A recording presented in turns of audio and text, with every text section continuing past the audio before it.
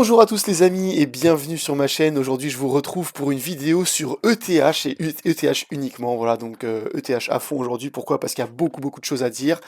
Vous avez dû voir sur ma petite miniature un peu putaclic la target pour la fin de ce bull run. En tout cas, c'est ma première target pour la fin de ce bull run. Après, je vous montrerai d'autres targets qui sont quand même vachement plus pertinentes aussi. Je vous montrerai beaucoup de patterns, voilà, beaucoup de choses extrêmement intéressantes. On va voir aussi un peu de data, des liquidations, et on va regarder aussi des niveaux clés sur lesquels on est en train d'évoluer. Juste avant, évidemment, j'aimerais vous inviter sur mon canal Telegram, voilà, donc en scanant ce QR code sur lequel je vous partage ou alors dans le lien dans ma description et en commentaire épinglé, je vous partage plein de choses comme des tutoriels. Voilà, hier je vous ai partagé par exemple un tutoriel sur le coin margin, donc comment trader en coin directement et pas en USDT et pourquoi est-ce que c'est intéressant. Voilà, je vous partage plein de voilà des targets, des analyses et voilà des évolutions de voilà, plein de trades à prendre, plein d'analyses en direct. Vous voyez, hein, c'est vraiment énormément de choses, aussi de la géopolitique, macroéconomie. En ce moment, un peu moins de géopolitique. C'est vrai que parce qu'il n'y a pas beaucoup de développement pour l'instant qui concerne les marchés, ou en tout cas qui affecte les marchés. Mais voilà, beaucoup de choses. Donc n'hésitez pas à rejoindre pour anticiper au mieux ces mouvements-là et prendre les meilleurs trades. Voilà, donc on commence tout de suite les amis, donc sur ETH. Alors, on commence par la data. Voilà, donc la data au niveau institutionnel. Institutionnel les gars, voilà, donc nous avons sur les ETF un FOMO institutionnel absolument vertical. Voilà, donc ça fait un moment que je le call quand même, depuis même la fin ouais, du gros retracement jusqu'à depuis 2 mois, il y a 2 mois, hein, donc quand on était à 1500, eh bien, à partir de ce moment-là, les institutions sont en train de se gaver de TH. Vous voyez à quel point c'est vertical. C'est une dinguerie complète. Donc voilà, si jamais vous avez des doutes sur le long terme, eh bien, vous savez que ces gens-là, eux, des très gros portefeuilles, n'en ont aucun.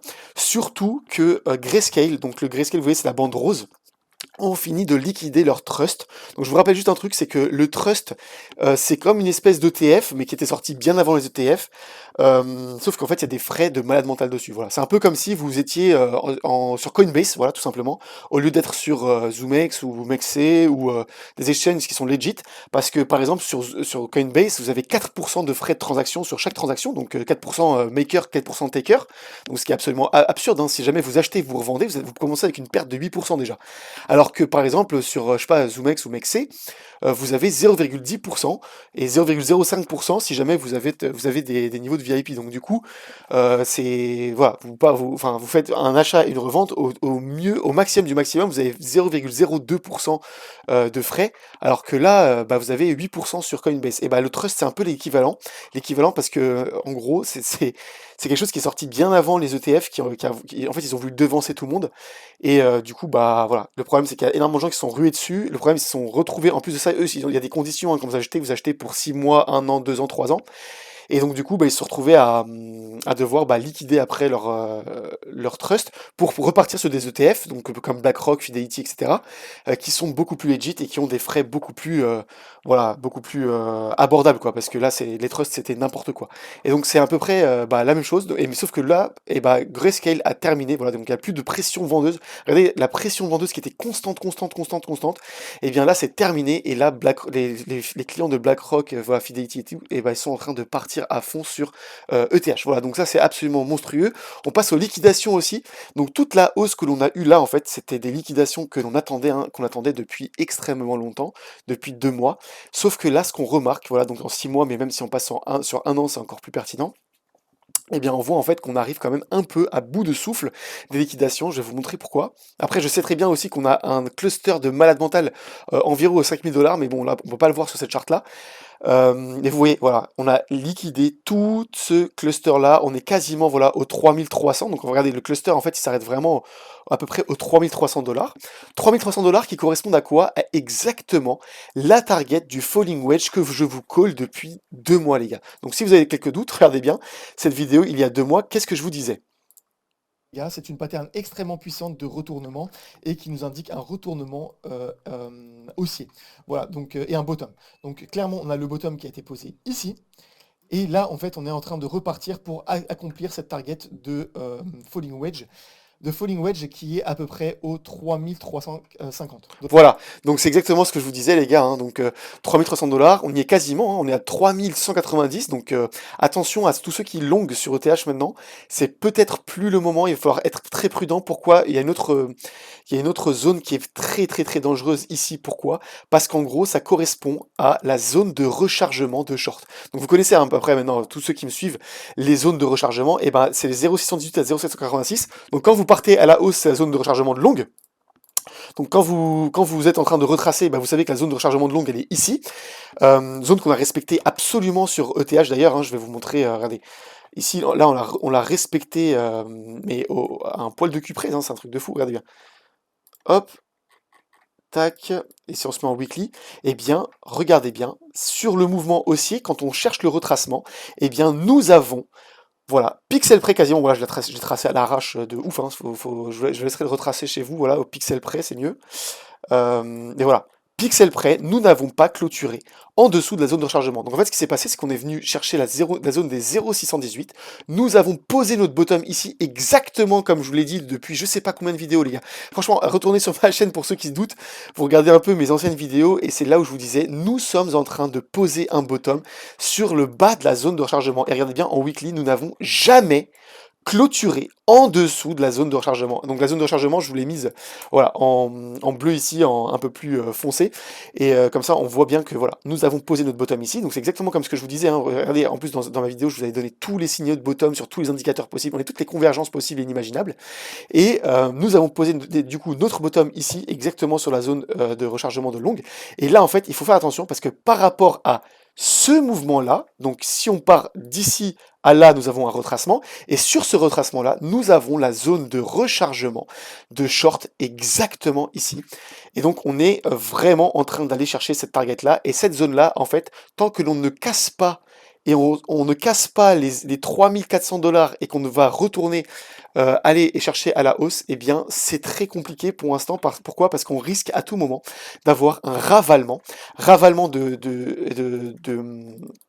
du moment de la target en fait, et d'avoir possiblement une nouvelle pattern de transition, donc par exemple un falling wedge ou un falling bonding wedge, et à ce moment-là, bon là on n'y est pas encore, hein, donc pour l'instant patience, mais si jamais, eh bien nous pourrions retracer au minimum jusqu'à 2570, voilà, donc on pourrait très bien monter là, après retracer jusqu'à 2570, et pour après repartir, voilà, donc il faudra faire extrêmement attention, parce que comme je vous l'ai dit hier dans ma vidéo d'XRP, je vous invite à la regarder si vous n'avez pas regardé, eh bien plus on prend un trade en bas de la target, moins il est risqué, mais plus on le prend en haut de la target, et plus on risque de se manger à tout moment un retracement, exactement comme ici, hein. Regardez, ceux qui ont long ici, et bien malheureusement j'en connais, des très très gros traders d'ailleurs qui ont long ici et qui se sont fait retracer ici et qui se sont fait liquider avant de revoir le truc repartir à la hausse, et malheureusement il y en a un qui s'est fait liquider tout son wallet. Donc soyez vraiment prudent et n'hésitez pas à mettre votre stop loss. Si jamais vous êtes comme moi, vous avez ouvert votre trade, je sais pas, ici par exemple, parce que moi j'ai ouvert un trade ici, j'ai pris profit ici, puis après j'ai pris ici, puis après j'ai pris profit ici, et là j'ai réouvert un plus ou moins long terme quand même ici, et là pour l'instant on est là, et bien moi j'ai mis mon stop loss à peu près ici pour l'instant, et si jamais à un moment on se retourne, et bien je ne rendrai pas mes profits au marché. Voilà, donc ça c'est vraiment très très très pertinent, et nous avons une target beaucoup plus court terme, mais la target à plus court terme, en tout cas elle s'arrête aux 3300 $ avant de choisir une nouvelle direction d'ici là. Est-ce qu'on a besoin de regarder les... Ouais, vas-y, on regarde un petit peu. Donc regardez à quel point c'est précis. Je vous avais dit quoi? Je vous avais dit le Miyuki du ribbon du milieu. Bon, ça c'était à l'époque, hein, il y a 2 mois, hein. Je vous ai dit le Miyuki du ribbon du milieu nous fera office de support. Donc pixel près, on allait chercher le milieu du Miyuki. C'est une dinguerie quand même avec une mèche. On n'a pas clôturé en dessous du dur. Vous voyez le dur ici qui est voilà, le central en fait du ribbon ici. Et bien après, ce qui s'est passé, c'est que le ribbon du haut, lui, ici, il nous a fait office de résistance, regardez, résistance, résistance, résistance, résistance, il nous a rejeté un petit peu, et puis après là, on l'a traversé, donc là, c'est vraiment un mouvement extrêmement haussier, hein, pour vous rappeler, sur le BTC, en daily par exemple, et bien regardez à quel point c'était pertinent lorsqu'on a cassé, voilà, le ribbon, regardez, on s'est fait rejeter, rejeter, rejeter, rejeter, Et à un moment, on l'a cassé, et bien on est parti sur une impulsion haussière extrêmement puissante avant de revenir dessus sur un support, avant de repartir sur la nouvelle target haussière. Target qui correspondait à quoi? Eh bien, à la target de ce falling wedge. Vous voyez, on est allé chercher exactement avec une mèche la target du falling wedge ici, qui est aussi la target du falling bonding wedge. Vous voyez, les patterns, les gars, à quel point c'est pertinent. C'est une dinguerie. D'ailleurs, en daily, vous voyez, qu'est-ce que je vous avais dit? Eh bien, ici, là où en weekly, il nous faisait office de résistance, ici, lui, il nous faisait office de support. Ici, on l'a retraversé un petit peu, mais après, on l'a réintégré pour s'en resservir de support. Et après, voilà, on n'allait même pas. Moi, je pensais qu'on allait galérer en fait à casser ces deux ribbons là. Et bien, pas du tout. On les a traversés comme du beurre. Et là, en fait, on est parti pour la target des 3300. À ce moment-là, il faudra faire attention à ne pas faire un petit retracement jusqu'au ribbon ici pour faire un office de support avant d'aller chercher la hausse. Dans cette zone en fait aussi qui correspond aussi, comme je l'ai dit, à la convergence des patterns, hein, donc la zone de rechargement de short. Voilà. Donc ça, c'est ce que je voulais vous dire sur le court terme, donc vraiment très très pertinent, hein, franchement. Les gars, si jamais avec tout ce que je vous ai dit depuis 2 mois, vous n'avez pas fait de profit, je suis désolé pour vous. Mais regardez, moi je vous ai montré là, ah, ça c'est XRP, pardon, sur ETH, voilà, ma position, vous voyez, je l'ai ouverte à 2650, c'est ce que je vous ai dit, et en fait je vais mettre un stop loss voilà, à 3100 je pense, et je garderai jusqu'à 3300. Pourquoi je mets un stop loss à 3100? Parce que ça me laisse l'opportunité de garder mon trade jusqu'à 3300 $. D'ailleurs, si jamais vous voulez profiter de ces trades là, avec des bonus, eh bien, vous pouvez trader ces mouvements-là sans engager votre propre capital avec des bonus. Voilà, donc vous avez mes liens ici partenaires, donc ZoomX, Mexe et BingX, qui vous permettent d'avoir des bonus monstrueux. Donc déjà ZoomX par exemple, vous avez un bonus dès les 100 premiers dollars de dépôt de 50 $. Donc n'hésitez vraiment pas à en profiter. Et après, vous avez plein de bonus, donc des bonus avec mon lien de partenariat, plus les bonus classiques de la plateforme, si jamais vous vous inscriviez normal sans aucun lien. Donc du coup, vous pouvez cumuler les trois en fait. Vous cumulez le bonus d'entrée, le bonus de partenariat avec moi et les bonus de la plateforme. Voilà, donc n'hésitez pas vraiment, hein, ça vous permet de démultiplier votre capital. Voilà. Donc maintenant, on va passer un peu plus sur le long terme. Il y a beaucoup de choses à dire sur le long terme. Eh bien, je vous avais dit quoi en weekly dans ma vidéo. Bon, bah, je vais pas retourner dessus, hein, c'est un peu chiant, mais ce que je veux dire, c'est que je vous avais dit quoi? Le stochastique, eh bien, nous avait indiqué le bottom définitif de marché. Pourquoi? Parce que qu'est-ce que je vous avais dit ici, hein, donc je sais pas si je pourrais retrouver en vrai, je vous l'avais expliqué, voilà, c'était là en fait. Je vous avais expliqué avec le stochastique, hein, donc qu'on était sur un bottom définitif de marché. Pourquoi? Parce qu'en weekly, lorsqu'il flash au vert, il nous indique en fait, via ces mèches vertes ici, le bottom définitif. Regardez bien. Ici, on a fait un bottom, donc là il a flash au vert, on est venu retourner un peu dans la zone, pas exactement en dessous, hein, mais dans la zone, mais regardez, pas un seul flash au vert. Pourquoi? Parce que lui, en fait, le stochastique avait estimé que ici c'était le bottom définitif de marché, qu'on n'aurait plus bas. Et bien ici, exactement ici, avec toutes les convergences du monde que je vous avais montré dans cette vidéo il y a 2 mois, que je vous ai remontré dans plein d'autres vidéos d'ailleurs, eh bien, ça nous indiquait quoi? Ça nous indiquait le bottom définitif de marché. C'est-à-dire que même si jamais on retrace ici avec la zone de rechargement, eh bien, on n'irait pas plus bas que ce bottom-là, parce que le bottom définitif, via le stochastique, a été définitivement posé. Donc le stochastique, vraiment, en weekly, il ne ment pas, il vous indique exactement les bottoms définitifs de marché, ou les bottoms locaux. Sur BTC, c'est un peu plus des bottoms locaux, pour le coup. Mais regardez, par exemple, sur le BTC, il nous a indiqué le bottom du bear market. C'est quand même une dinguerie, non? Et il n'a pas reflashé au vert depuis, parce qu'en fait, il a estimé que le bottom du bear market était ici. Eh bien, le nouveau bottom du bear market ici sur ETH, parce que pendant que le BTC, lui, est en train de faire son bull run, et ben lui, le TH, était absolument pas en bull run, hein. Vous voyez à quel point il se faisait massacrer, là. On faisait même des plus lows par rapport à des plus hauts de 2021. Vous voyez, donc clairement, il était en bear market. Et ben nous avons notre bottom définitif de bear market. En plus de ça, en monthly, pardon, eh bien, nous avons l'une des patterns les plus puissantes qui existent, c'est le Morningstar pattern. Je vous ai mis le textbook ici, hein, vous pouvez mettre pause et le lire. Voilà. Donc, vous pouvez mettre pause là, hop, et le lire. Et regardez bien, qu'est-ce que l'on a? Eh bien, si jamais on cache un peu les dessins, nous avons exactement un Morningstar. La dernière fois qu'on a eu un Morningstar, c'était ici, sur l'ETH. Et regardez qu'est-ce qui s'est passé. Après le Morningstar, nous avons une impulsion haussière de combien? 1, 2, 3, 4, 5 mois d'affilée.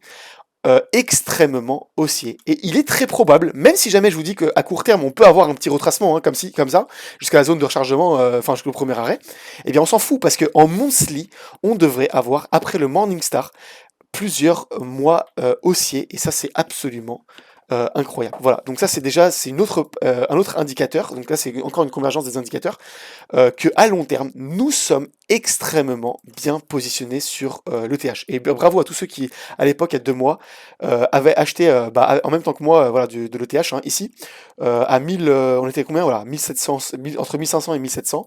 Bien joué à vous les gars, parce que franchement, là aujourd'hui, je pense que vous êtes très très très très très bien. On passe à une autre pattern maintenant. Donc, on passe à une pattern qui est quand même yearly quasiment. On est, voilà, je pense que c'est yearly, hein. Ouais, voilà. Donc c'est une pattern sur un an, donc je vous dirais plutôt c'est monthly du coup. Eh bien, c'est un right angle, je vous ai mis le titre ici, le right angle falling broadening wedge, puisque pour que vous puissiez chercher de vous-même, parce que moi je les connais toutes les patterns, mais c'est vrai que quand vous les connaissez pas, vous pouvez avoir besoin de les regarder, les étudier, étudier leurs statistiques, etc. Eh bien, qu'est-ce que l'on a? Voilà, un right angle broadening wedge. Right angle, pourquoi? Parce qu'en fait, en haut, il est droit. C'est un angle droit, en fait. Donc, c'est pour ça qu'on appelle ça right angle. Sinon, ça aurait été parce que quand c'est comme ça, comme sur le BTC, par exemple, ici, eh bien, c'est un falling broadening wedge. Voilà. Attendez, hop, pardon. Oh là là, qu'est-ce que j'ai fait? Voilà. Donc là, quand l'angle ici, il n'est pas droit, c'est un falling broadening wedge. Et lorsque c'est un mince, j'ai perdu. Eh bien, c'est un right angle. Voilà, right angle. En fait, en général, ils sont quand même vachement plus puissants que les falling wedges classiques. Voilà, tout simplement. C'est lorsque on casse en fait le right angle ici, eh bien, en fait, on a des mouvements qui sont beaucoup plus impulsifs. Mais voilà, je vous laisserai regarder de toute façon sur le textbook qu'est-ce qu'il raconte hein, sur le right angle broadening wedge.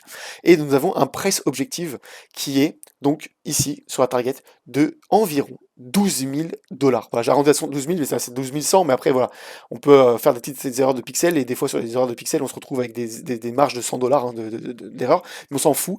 Là, l'idée, c'est que nous avons une target à 12 000 dollars. Alors là, ça peut vous paraître complètement ahurissant, et vous pouvez vous dire, mais Preda, qu'est-ce que tu racontes? Genre, enfin, est-ce que t'es pas un illuminé? Je vais vous dire une chose, les gars, c'est que lorsqu'on était ici, ok? Lorsqu'on était ici, voilà, et que voilà, on était ici.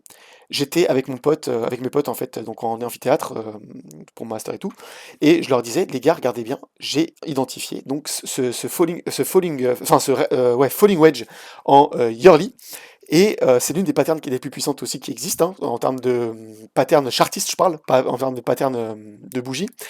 Et en fait, je leur disais, les gars, regardez bien, eh bien, nous avons un falling wedge, et lorsque l'on va breakout, eh ben, peu importe où est-ce qu'on va breakout, en fait, on devrait atteindre quelque chose comme les 100 000 dollars. Voilà. Donc j'avais mis ça ici, et je leur ai dit, voilà, on pourrait atteindre les 100 000 dollars. Je vous promets, les gars, je vous promets.